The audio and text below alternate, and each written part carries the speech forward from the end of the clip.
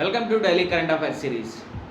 Today we will discuss about 17th June current affairs. Myself Sunny Sandeep. Welcome to my channel Gear Up for Group 1 exam. Let us discuss the current affairs. The first one. Today, that is June 17th, we will celebrate it as a World Day to combat desertification and drought. Here, if you see that one, the theme is food, feed and fiber. One third of all food produced each year, or 1.3 billion tons, is lost or wasted. We are producing some food. In that, one third of are wasted and lost. Here we have to protect the food, feed and fiber. This is the theme of this year World Day to combat desertification and drought. It is the life on land is important. It is under the 15th goal, that is under sustainable development goals. Protect, restore and promote sustainable use of terrestrial ecosystems, sustainably manage forests, combat desertification and halt and reserve land degradation and halt biodiversity loss. Now this day has the more importance. Why? Because it is under the Sustainable Development Index, that is SDG goals, that comes under 15th, that is life on land. Next one, India's first mobile COVID testing lab. It is created by Andhra Pradesh Medtech Zone Limited, that is AMTZ.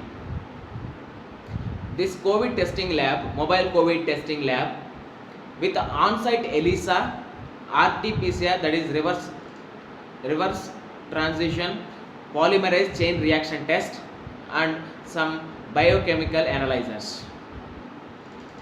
This lab belongs to biosafety level 2. Here the word, that is BSL, that is BSL 2. There are 4 categories or 4 levels are in there. That is first one BSL 1, second one BSL 2, and third one BSL 3, and fourth one BSL 4.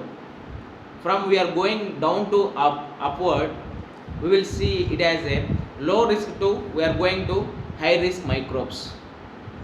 That means BSL 1 means low risk. If it goes to BSL 2, that is known as a middle risk, somewhat medium risk. After that BSL 2, BSL 3 medium risk. After that BSL 4 is the highest risk in that viruses or bacteria or organisms. This is about biosafety level. Next one, 20 Indian soldiers killed in face-off at Galwan. We are seeing tensions between India and China over the one or 2 months. That means it started in May 5th. Like Galwan in Ladakh region, Nakula in Sikkim, and Lippu Lake, Pitrogar in Uttarakhand district. Now some places are resolved, but in Galwan, in the part of de-escalation, there is a attack with rods and pelts and stones. Here no firing during confrontation. That means in that face off no firing is there. In that face off, Colonel among the dead Indian patrol team attacked by much longer Chinese group. That means there is an attack by much longer Chinese group on the Indian patrol team. After that, India's Defence Minister Rajnath Singh needs CDS, that means combines all 3 forces, Air Force, Navy and Army. These are with that we combine one post, that is CDS. All 3 service chiefs, that means Army Chief, Navy Chief and Air Force Chief. After that, External Affairs Minister Jai Shankar. With these 3 persons, Defence Minister have meeting. China is accusing that India Army crossed the line of actual control, says People's Liberation Army. If you see one right side, I have given a map. that is China and India. Here, that is black one, highlighted one, that is happened Galwan, that is hit area, that one. Here, this incident is the worst incident between the two countries in a decades after India and China war. The clashes came amid de-escalation process in the Galwan. Previously, I have told that in the process of de-escalation, it is happened. Casualties on both sides happened. On India side, 20 Indian soldiers killed in that one, but on other side or China side, there are almost 43 deaths or some injuries has happened, are official report. Next one, India says Chinese troop tried to change status quo. Here, if you see that border issue on between India and China, there is a timeline. Here is the timeline of latest standoff on the line of actual control. On May 5th, that is, India and Chinese troops scuffle at Pangzhou in Ladakh, resulting in injuries in large numbers on both sides. Over 70 army personnel including a commanding officer injured. Here, scuffle means fight in a confusion manner. That means Chinese troops are incurring into that India territory, and Indian troops also entering into that China's. That means there is no line, that means separating line, that is line of control, that is actual line of, that's why we call it as a line of actual control. That means these two countries have to agree upon it. Next one, if you see one, that is what happened on May 9th, clash between troops at Nakula in North Sikkim, resulting in injuries on both sides. After Galwan, Pangzhou Lake, after in Sikkim, that is North Sikkim, that is happened in Nakula. If you see on, that is May 18th, China accuses India of trespass, building illegal infrastructure on LAC, line of actual control. On May 21st, MEA says Chinese troops hindering normal patrols.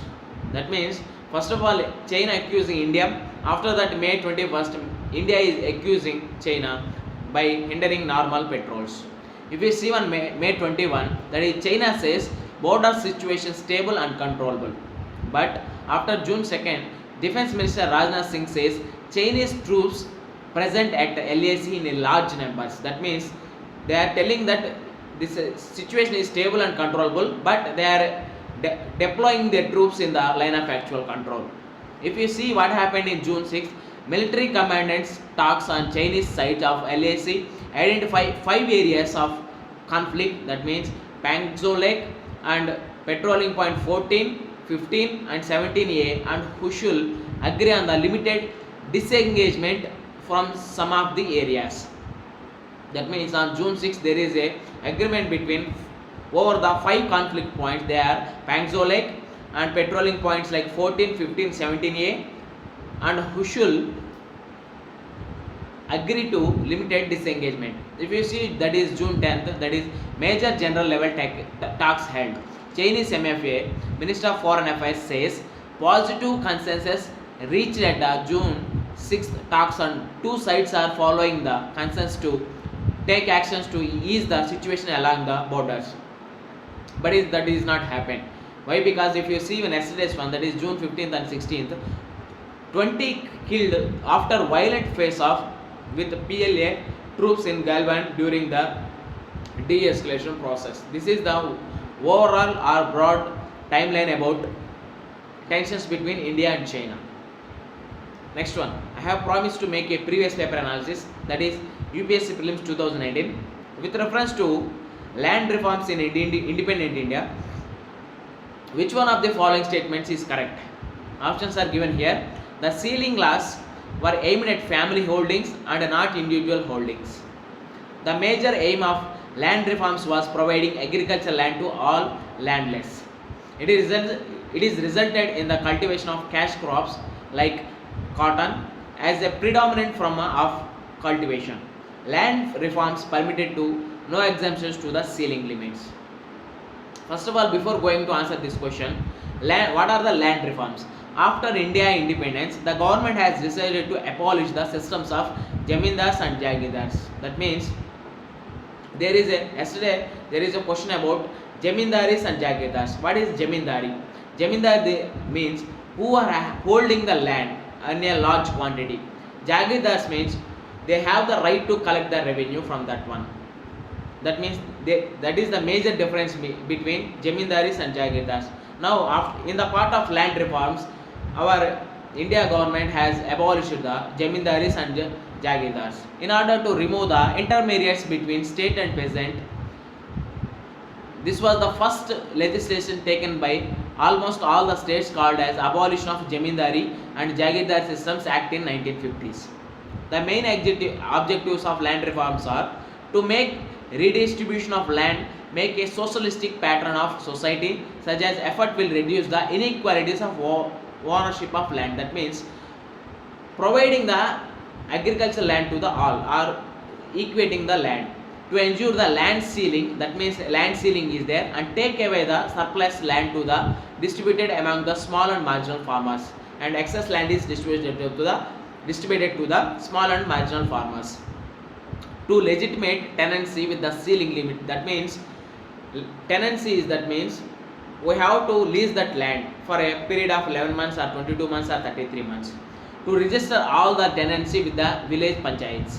To establish relations between the tenancy and ceiling, that means ceiling and tenancy levels are there, and equality distribution wherever the surplus of land is there. That means from the land reforms in independent India, we can put it as a B as the right option. That why? Because the major aim of land reforms was providing agricultural land to the all landless persons. That means like small farmers and marginal farmers.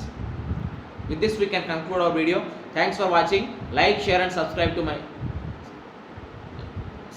channel. Gear up for Group 1 exam. This is Sunny Sandeep. Take care. Sign out.